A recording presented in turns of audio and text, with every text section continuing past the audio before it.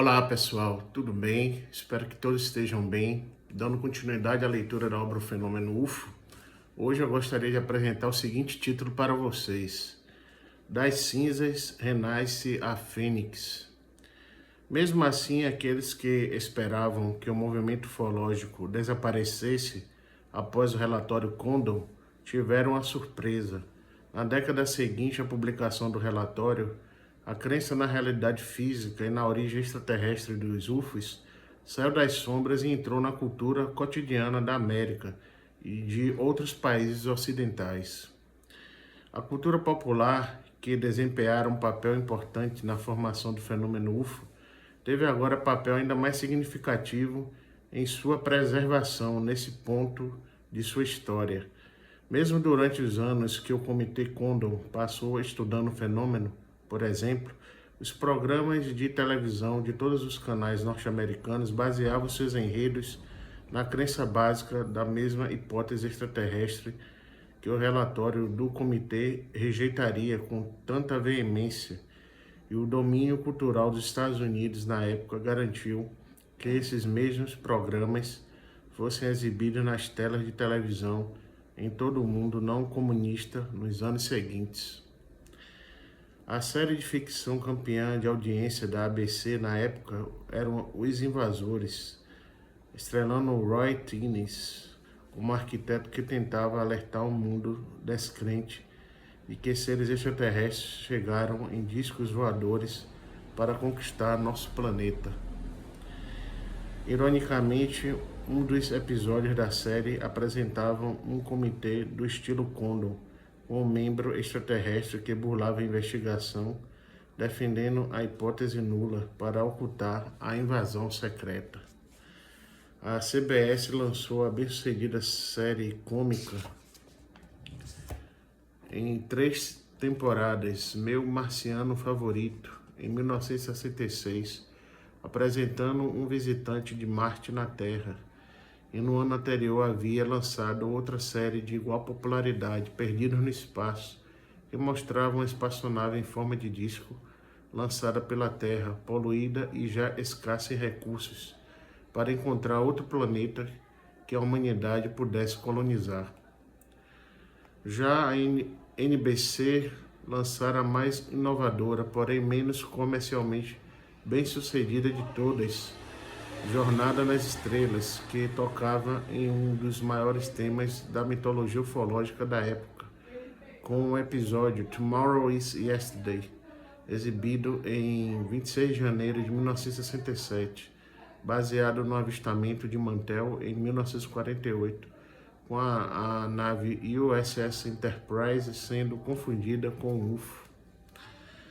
Tudo isso era apenas a ponta de um iceberg muito maior da cultura ufológica popular, que inundava todos os níveis da sociedade no fim dos anos de 1960.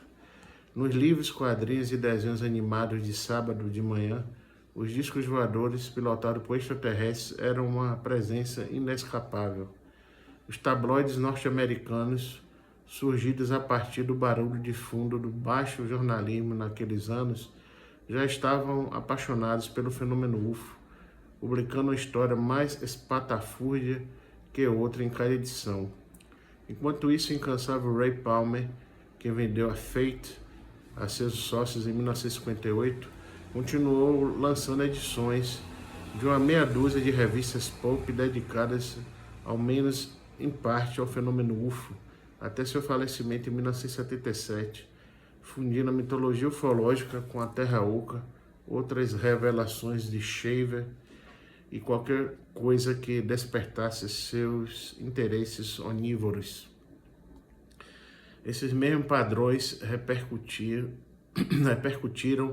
bem mais alto na pirâmide cultural da época. Os anos de 1960 viram a ficção científica emergir de seu longo exílio na cultura pop para se tornar o gênero literário sério que fora nos dias de H.G. Wells. Na onda da ficção científica, todas as formas de literatura imaginativa ganharam respeitabilidade em um mundo que já não seguia as regras conhecidas.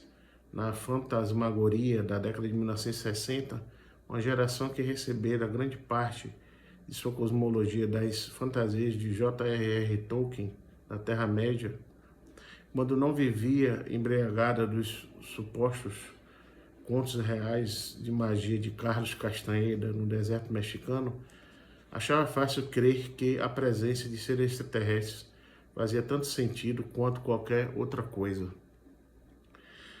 A publicação em 1960 de Le Matin des Magiciens, de Louis Pauwels e Jacques Bergier, traduzido para o inglês 3 anos depois,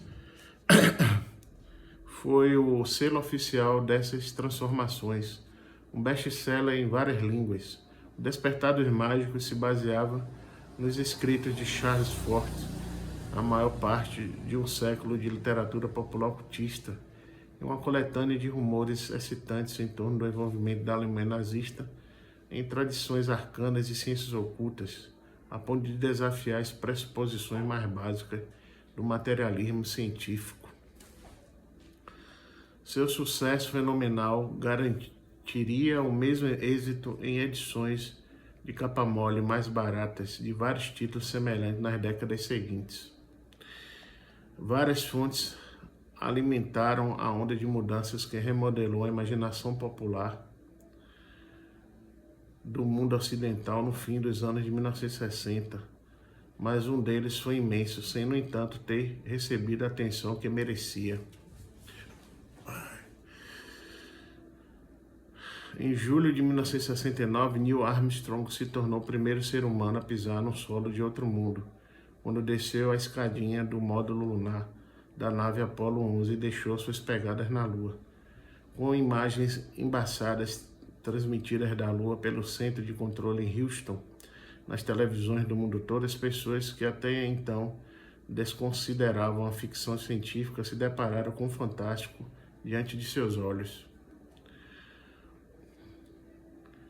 Perante o triunfo estonteante da missão Apollo, a visão de um futuro de progresso infinito em meio às estrelas, que tanto alimentara a ficção científica e exercera poderosa influência na imaginação coletiva do mundo industrial, parecia prestes a se cumprir.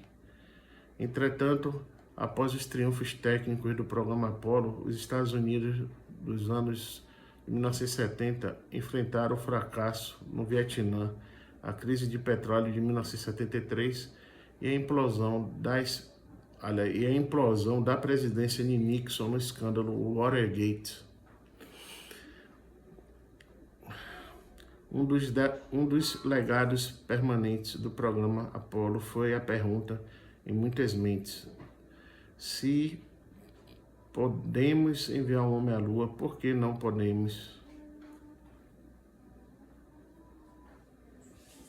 Porque não podemos.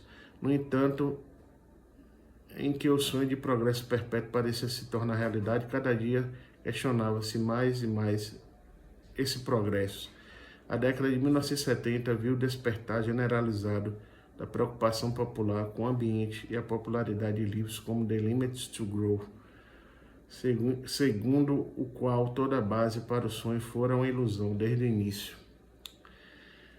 Em momentos assim, visões alternativas da realidade encontram muitos adeptos. Os dois traumas nacionais de derrota no Vietnã e no escândalo Watergate também tiveram um impacto enorme, ainda que tardio, no fenômeno UFO, bem como em todos os demais aspectos da cultura popular norte-americana. Na sequência, à medida que as barreiras dos segredos governamentais titubearam algum tempo, os norte-americanos se horrorizavam ao descobrir quantas das afirmações aparentemente absurdas dos radicais da política feitas na década anterior eram verdadeiras.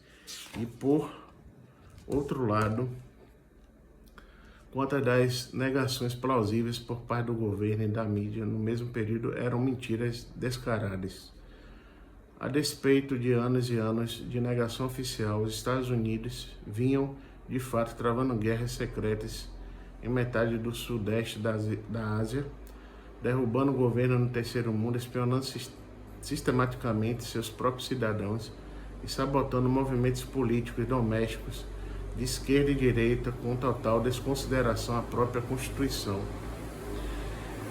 Tudo isso contribuiu em muito para a noção de um acobertamento governamental escondendo a realidade dos UFOs. Se o governo dos Estados Unidos era capaz de esconder bombardeios no Camboja e a espionagem do FBI de dissidentes domésticos, argumentavam os ativistas da ufologia, por que não ocultariam discos voadores acidentados na base da Força Aérea de Wright-Patterson? Entretanto, esses mesmos anos viram outra mudança significativa no fenômeno UFO em si. Depois de 1974, os avistamentos de UFOs na América do Norte diminuíram paulatinamente e a vasta maioria dos objetos estranhos relatados eram simples luzes noturnas em grandes altitudes. As esferas prateadas vistas por tanta gente nos anos de 1950, que tanto contribuíram para conquistar o interesse do público pelo fenômeno UFO, desapareceram completamente. Os contatos imediatos de primeiro e segundo graus, os que envolviam aterrissagem de traços físicos, tornaram-se muito raros. Nada disso atrapalhou a popularidade da hipótese extraterrestre. Nas palavras de Curtis Peebles, o mito do disco voador se separara do próprio disco voador. O fim dos avistamentos em massa de discos voadores dos anos de 1960 deixou um vazio, mas a natureza, e principalmente a natureza humana, abomina o vácuo. Não tardou até que uma nova onda de fenômenos estranhos, alguns reais, outros imaginários, entrasse de roldão na espiral do fenômeno UFO. Um dos mais perturbadores foi o caso dos cadáveres mutilados de animais de fazenda, que começaram a aparecer no fim da década de 1960, desencadeando pânico na década seguinte. Então, pessoal, essa foi a leitura de hoje. Eu agradeço, então, pela atenção de todos e até breve.